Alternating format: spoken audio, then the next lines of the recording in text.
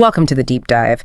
Today, we're doing one of our intellectual shortcuts, really getting into some source material that, honestly, it promises to rewire how we look at setbacks and how we can, maybe even speed up our growth. The focus is Victor Levy's work, Life is Setting Me Up for Success. And you provided some excellent sources on this because you're looking for that mindset shift. Yeah, and this is, it's so much more than just simple optimism.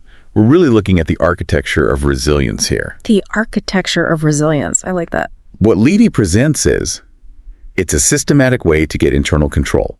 The sources call it intentional meaning making. Okay, so intentional meaning making. Let's break that down. It's basically the skill of deciding what an event means to you before, your automatic reaction gets a chance to slap a negative label on it. Right. So let's unpack this for you, the listener. The core idea, and it's a big one, is that everything in your life, everything, even the things that feel like a total disaster, is actually working in your favor. But, and this is the big but, that's only true if you have the right framework to interpret it. That if is everything, isn't it? It's the hinge for the whole philosophy. Yeah. This is a direct challenge to just passively reacting to life. So it's not about pretending things aren't bad? No, not at all. It's not denial. It's a really focused, a rigorous mental practice. It's designed to help you reframe adversity so it stops being, some random punishment. And instead it becomes evidence that you're being prepared for something bigger. Okay, so our mission for the next, say, 30, 40 minutes is pretty ambitious. Right. We need to unpack the philosophy, then get into the really practical stuff.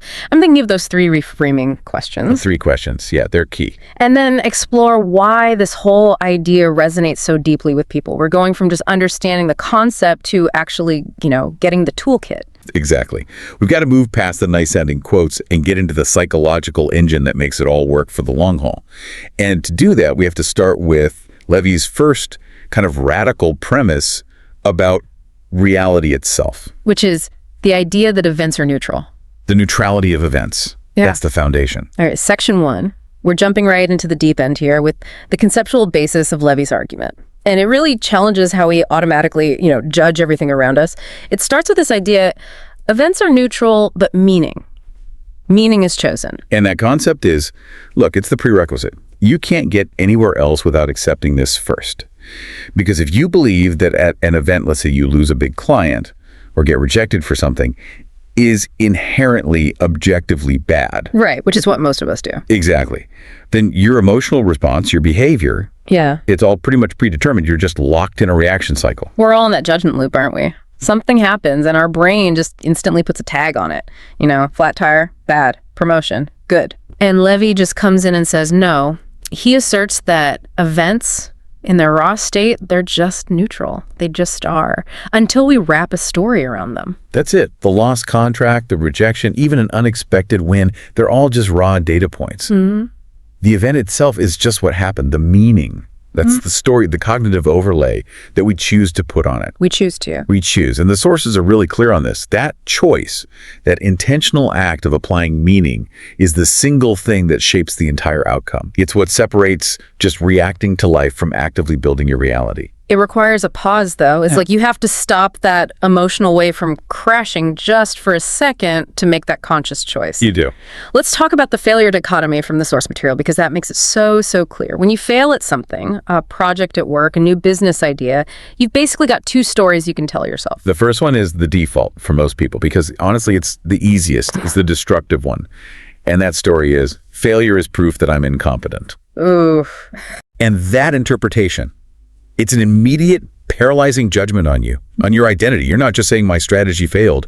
You're saying I am a failure or I'm just not good enough for this. And once you believe that, the whole emotional chain kicks in, right? Yeah. Shame, feeling sorry for yourself, which then tells your brain to go look for more evidence that you're no good. Exactly. You start pulling back, you underperform next time, and boom, it's a self-fulfilling prophecy. Okay, so what's the second story? The empowering one. The second interpretation, the one Levy champions, is this. Failure is proof that you're being trained. Just feel the shift there. Yeah. The focus moves instantly from a static identity, I am incompetent, to a dynamic process. I am currently learning a very difficult skill. What I find so powerful about that, especially for you, the listener, trying to get this knowledge quickly, is it completely depersonalizes the setback. It's not a moral failing anymore. It just becomes a required maybe really tough but required lesson on your syllabus. You didn't fail. You just successfully completed the training module required to get to the next level. It gives you so much psychological breathing room. Think about it. A huge presentation you're giving it collapses because the tech fails. The nightmare scenario. The nightmare. Interpretation A says, I'm a disaster. I didn't plan for this. This proves I can't handle the pressure. Right. Interpretation B says, okay, this specific problem is training me for the insane pressure of even bigger tech failures in the future. What skill did I just have to practice? Recovery under fire. So by seeing it as training, you just accept that, yeah, it's going to be hard. You're going to have to repeat things. You're going to get corrected. But those aren't signs you're weak. They're just a part of getting better. They're structural components of mastery. Yes. That clarity, being able to strip out that inherent judgment, that has to be the key. The quality of your life is determined not by what happens, but by the quality of the stories you tell yourself about what happens. That's it. But the challenge, and it's a big one, is that our brains don't like neutrality. They want certainty. Which brings us to the mechanics of why this actually works. Our pattern-seeking minds. This is the second pillar. And it's not philosophy. This is cognitive science. Your brain is a pattern-seeking machine. Right. From an evolutionary standpoint, the brain has to be efficient. It loves shortcuts. It loves confirming what it already believes because that's like metabolically cheap. It takes a huge amount of energy to reevaluate a core belief. So it's like our brain is an attorney, always gathering evidence. And Levy's strategy is just to tell that attorney which side of the case to argue. That's a perfect way to put it. You're just leveraging the brain's natural inertia. And Levy uses this to explain the two self-fulfilling prophecy loops. Understanding this is it's critical. Okay, let's get into the first loop, the negative one that most of us fall into. Someone believes life is against me. What's the pattern-seeking machine actually doing? It's filtering everything. A traffic jam, a slightly critical email from a coworker, taking a wrong turn. None of these are objectively life-ending events, right? Yeah. But the brain scoops them all up as hard evidence. See? Proof. The universe is conspiring against me. And this happens subconsciously. You're actively, without realizing it, building a case file that just confirms your negative worldview. And that pattern gets stronger, the belief gets deeper, and you become hypersensitive to the next negative thing. It explains so much, like why two people can have the exact same rainy day, and for one person it's proof the world is gloomy and miserable, and for the other it's, oh, a great day to stay inside and get some focused work done. The external reality is identical. The internal filter creates two completely separate lives. So how does the empowering loop work? When you intentionally decide to believe life is setting me up for success. Well, the brain performs an immediate sort of cognitive triage. It stops flagging minor inconveniences as existential threats. It starts seeing challenges not as roadblocks, but as necessary plot points in a much bigger, much more beneficial story about your development. You're shifting the focus from the input to the output. It's not, did I hit a problem? It's, okay, I hit a problem. What skill am I building right now because of it? And your pattern-seeking brain starts collecting the opposite kind of proof. You stayed calm in that traffic jam. See? Proof of emotional regulation. That's preparing you for a high-stakes negotiation. You handled that bit of criticism with grace. That's practice for leadership. You're constantly building the case that you are growing, learning, and being guided somewhere better. Wow. So if we boil down this whole first section, the most important asset we have to manage isn't our money or our time. It's our internal story engine. We are responsible for the pattern we feed the brain. Success isn't random.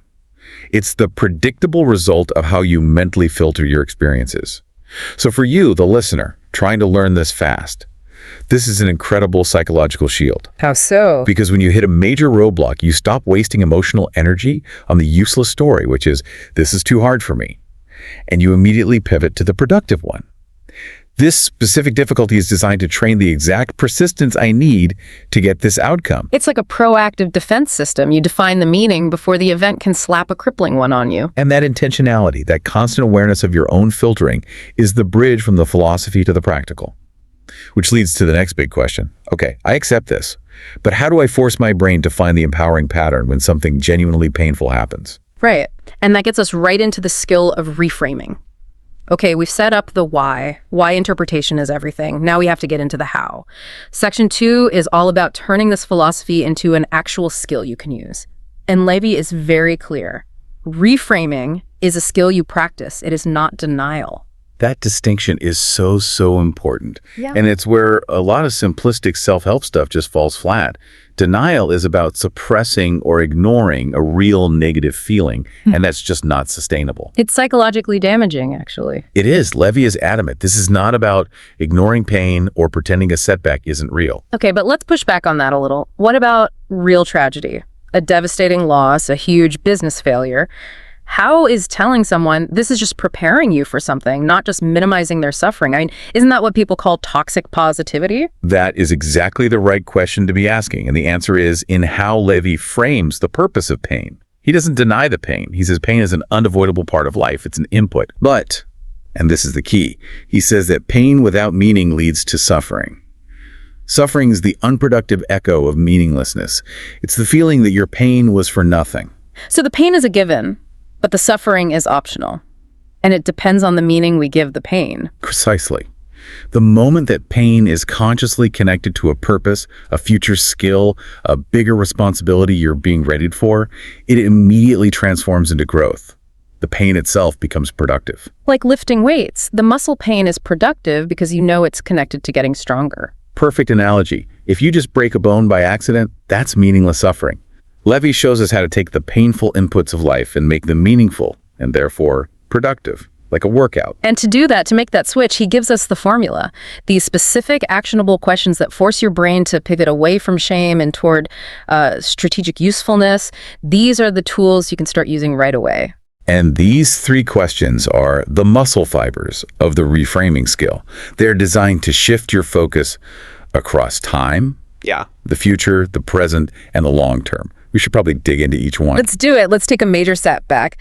Imagine you're an entrepreneur and your main investor just pulls out, leaves you completely high and dry. The immediate feeling is just panic, blame. Total panic. So how do you apply that first question? What is this preparing me for? Okay, so this question forces your brain to become a long-term thinker.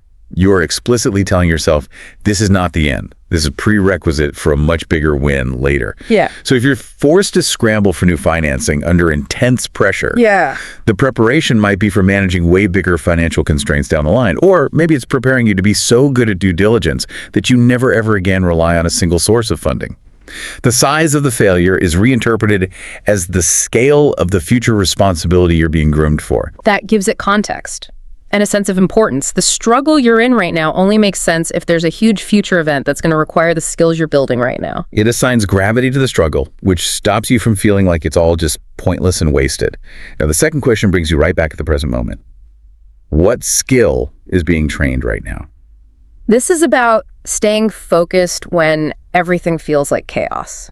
So in our investor scenario, instead of just spiraling in fear, you pivot and ask, okay, what am I actually doing right now? Yeah. And the skill being trained might be high pressure financial modeling, or urgent, clear communication with your team. Or aggressive resourcefulness. It makes the pain manageable because you can measure it.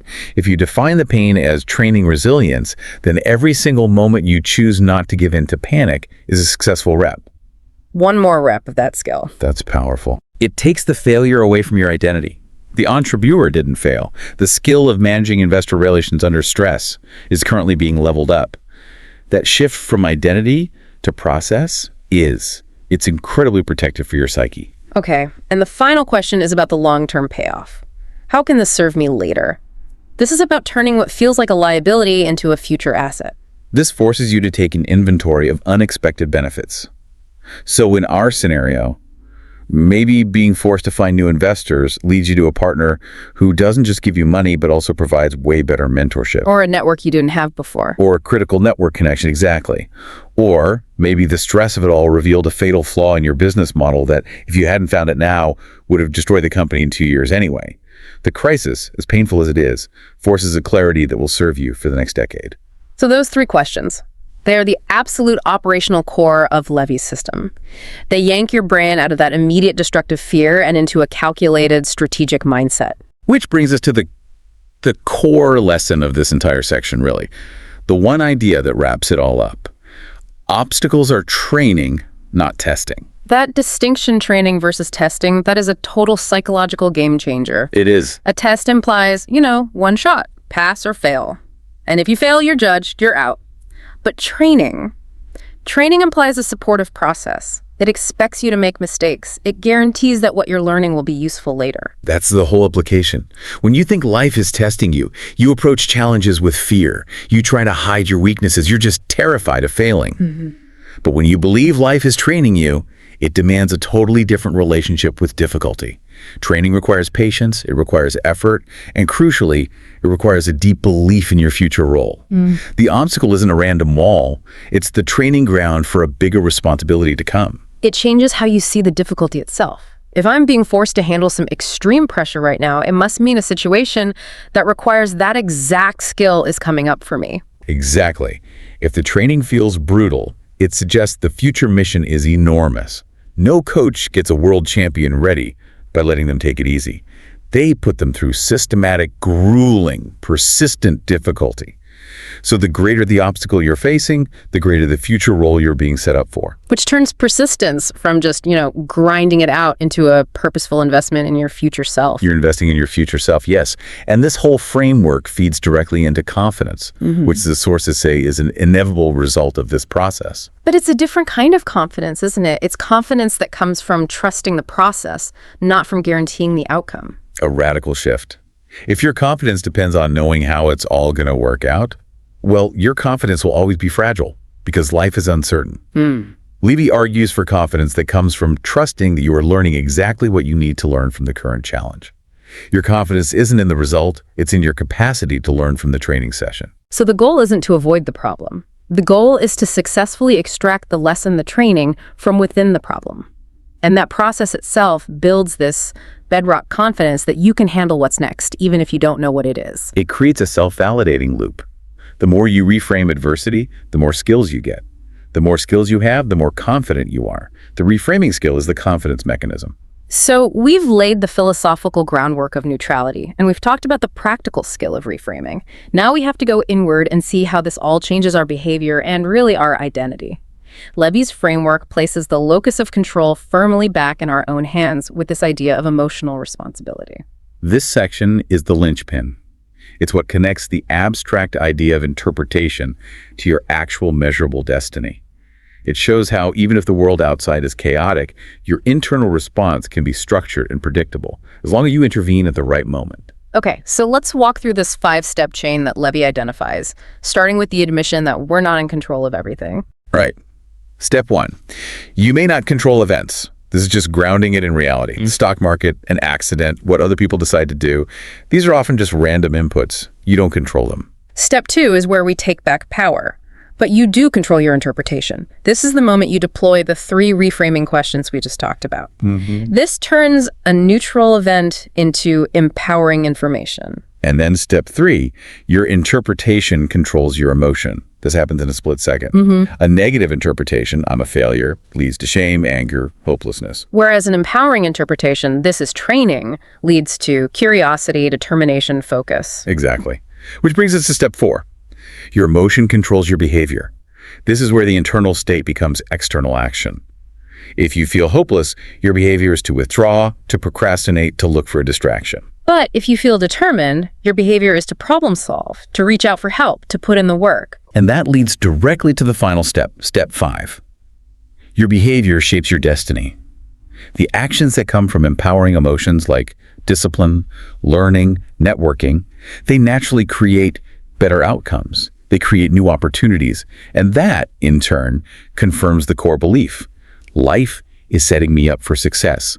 The loop closes. What's so insightful to me there is the link between step 2 and 3. When we feel overwhelmed, we're usually trying to fight with step 1, the event itself, which we can't control. Yes. And Levy is saying, stop. Shift all your focus to step 2, your interpretation. That's the only part of the chain where you have 100% control. That's the leverage point. It is the ultimate statement of personal power.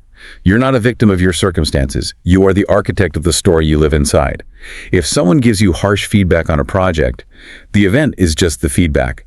You can interpret it as, I have no talent, which leads to shame, then avoidance, and then a failed outcome. Or you can interpret it as, this is specific, actionable data I can use to get better, which leads to curiosity, then focused work, and then a successful outcome. Changing step 2 changes the entire trajectory of your life. And that level of internal control means we can stop chasing results, the external stuff, and start shaping our internal identity. Levy makes this really strong case that success is an inside job. Yeah, most self-help is obsessed with targets, isn't it? Lose X pounds, make Y dollars. Levy says that's backwards. Success isn't about doing things. It's about becoming the person who naturally does those things. The achievement is just the inevitable side effect of the identity you choose to live in. So if I want to be a great leader, I don't just focus on leadership KPIs. I focus on adopting the internal identity of a leader, how I interpret problems, how I manage my emotions, how I respond when things go wrong. Exactly. And the source material gets specific about these identity shifts. For example, if your default identity is victim, you see every bad thing as more proof the world is out to get you. But if you shift your identity to learner, you see those exact same events as a customized curriculum delivered to you at the exact moment you need it. Okay, let's really spell out these key identity shifts. The first one you mentioned is moving from victim to learner. What does that actually look like in practice? Well, the victim asks, why is this happening to me? And their behavior is to withdraw, to look for sympathy.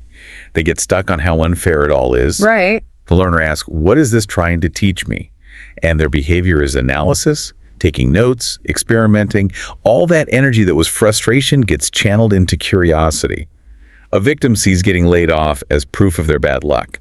A learner sees it as, okay, a data-rich signal that my skills are misaligned with the market right now, time to adapt. Okay, that's a big one. The second identity shift is from complainer to builder. The complainer just focuses on the gap between what they want and what they have. They spend all their energy describing how bad the situation is. It generates a lot of negative emotion, but zero progress. We all know that person. We do. The builder, on the other hand, just accepts the current reality as the raw material they have to work with. If the materials are bad, they don't waste time complaining. They just start building with what they've got. It's an active, practical, forward-moving response. The builder doesn't need it to be perfect. They just need it to be workable. Precisely. And the third shift, maybe the hardest one, is moving from being a reactionary to being a long-term thinker. The reactionary is just. They're controlled by the emotion of the moment. Panic makes them sell their stocks. Fear makes them turn down promotion. They're just trying to solve the problem that's right in front of their face in the next 5 minutes. Whereas the long-term thinker, who has the reframing skill, sees a current crisis, say, a huge dip in the market, not as a reason to panic, but as a mandatory endurance test. They base their actions not on the fear they feel today, but on the identity they want to have in 5 years. They accept the short-term pain because they trust the long-term value of the training. They hold steady while everyone else is collapsing under the weight of their immediate emotions. So that really brings this section together. Success is an inside job. The external wins just follow your internal alignment. You decide who you need to become. And then you let the struggles of today shape you into that person. The struggle isn't happening to you, it's happening for the person you're becoming. We've covered the philosophy, the practical skills, the identity shifts. We've really mapped out Levy's framework. Now let's pull the camera back a bit and get some external perspective. We need to look at how readers have responded to this, what really clicks for them, and maybe where the book falls a little short. We want to give you that full 360-degree view. The general feedback from what the sources tell us is overwhelmingly positive, especially when it comes to the emotional impact and the sense of control it gives back to people. So it's motivational. It's motivational, but in a very grounded way. Unlike a lot of motivational books that can feel a bit preachy, this one feels practical because it's built on a system. It gives you a tool, not just a platitude, and that's what provides the real emotional reassurance. That lack of preachiness, it comes from that core idea we talked about, emotional responsibility, right? It's not telling you, just be happy. It's saying you hold the power to assign meaning, which is so much more empowering. Exactly. And the sources show that it's useful across the board. It's not just for CEOs or entrepreneurs. It applies anywhere you face uncertainty. Can you give us some specific examples of where readers found it most helpful? Yeah, a lot of the feedback mentions how well it works for professional challenges, which makes sense with that whole training versus testing idea. People use the framework to process losing a job, navigate big corporate changes, or get over a serious creative block. But it was also personal failures, the kind of things that can trigger real shame and self-doubt. That's where the reframing questions acted as a powerful override when the brain's pattern-seeking machine wanted to confirm a negative identity. And that immediate usefulness is the sign of really effective material, isn't it? So the general feeling is that the book is inspiring, but also grounding. It strengthens you emotionally because it builds self-trust. You learn to trust your ability to learn from a situation, not your ability to perfect it on the first try. Well said. But to be thorough, we have to talk about the nuances and the criticisms. We need to give you the full picture. All right, what's the first common critique? Familiarity. For readers who are already, really deep into this kind of mindset, literature, stoicism, cognitive behavioral therapy, that kind of thing, some of Levy's core ideas, like the power of interpretation, won't feel brand new. Okay, so it's not reinventing the wheel. It's not. But what even the critics admit is that the book's strength isn't necessarily invention, it's synthesis. It takes these powerful existing ideas and weaves them into a single, cohesive, easy-to-use, and emotionally powerful framework. So it's not a new engine, but it's a perfectly tuned one, packaged for a specific purpose. And for a lot of people, that synthesis is more valuable than novelty. Absolutely. The second critique is about methodology. The sources point out that the book is heavy on experiential philosophy, on observation, and lighter on hard scientific data, clinical studies, that sort of thing. It's based more on the intuitive psychological truth of its ideas. That's a common tension in this field. If you're someone who needs a peer-reviewed study for every claim, this approach might feel a little soft. But I guess the proof is in the immediate change it can create, the utility is the evidence. Right. And the final main criticism is structural. Some readers wished it had more structured step-by-step exercises. The book is fantastic at shifting your perspective, the how to see the world, but some felt it could have more worksheets or daily tracking plans for implementation. So it gives you the why and the main toolkit, those 3 questions, but it kind of leaves it up to you to design your own daily practice around it. It empowers you to be the architect, but it doesn't hand you the complete blueprint. That's a great way of putting it. It assumes you'll be proactive in building the rituals yourself. But even with these points, the consensus is clear. The book works because it gives you a simple, memorable, powerful way to redefine adversity. It turns it from a final judgment into a developmental mandate. This has been a really comprehensive deep dive. To make sure it all sticks, let's just run through the 5 big lessons one last time. The absolute non-negotiable takeaways from this framework. Lesson 1. Life is training you, not testing you. That's the core metaphor. Every obstacle is preparation. Lesson 2, your interpretation becomes your reality. The meaning you choose dictates the outcome. Lesson 3, pain without meaning is suffering. You have to connect the pain to a purpose to turn it into growth. Lesson 4, confidence comes from trusting the process. Confidence in your ability to learn, not in your ability to be perfect. And lesson 5, success is an inside job. The external wins are just the echo of your internal alignment. Become the learner, the builder, the long-term thinker first. This has been a profoundly useful look at Victor Levy's framework. Thank you for trusting us with these sources and for coming on this journey. Understanding these principles really is a shortcut to mastering resilience. It ensures that every setback you face from now on can serve a higher purpose. You now have the tools to redefine any difficult moment. And if we wrap this all up by connecting the idea of your current training back to your future identity, it leaves us with one final provocative thought. If Levy is right, if every setback you face really is preparing you for a future responsibility, then the specific quality, the difficulty, the persistence of your current struggle, it defines the potential scale of the success and the impact you are ultimately being set up for. So, as you go through your week and face your challenges, the question becomes, what does the difficulty of your current training session suggest about the extraordinary success you are truly being set up for? That's the question to carry with you. Thank you for joining us for this deep dive. We hope this framework serves you well in all your training sessions to come.